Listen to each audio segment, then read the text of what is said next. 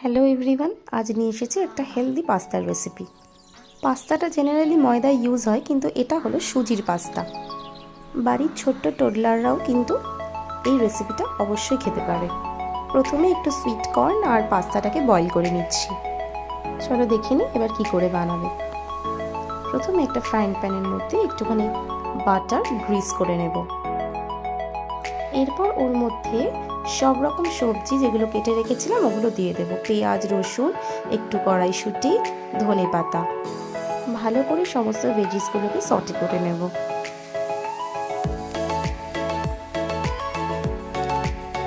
এরপর ওর মধ্যে আগে থেকে বয়েল করে রাখা কর্ন আর পাস্তাটা কিন্তু দিয়ে দেব।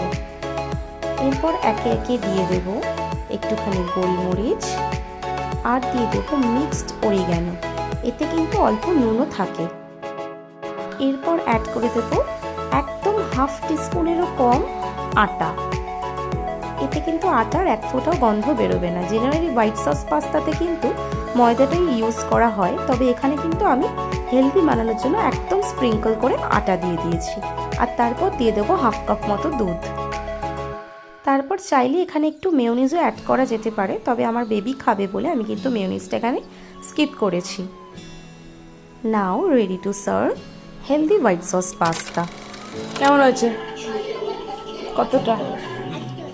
আমার বাচ্চার তো এতটা ভালো লেগে গেছে। তাহলে তোমরাও আর তোমাদের বাড়ির বাচ্চাদেরও কিন্তু দিয়ে দেখতে পারো ওদের কতটা ভালো লাগে।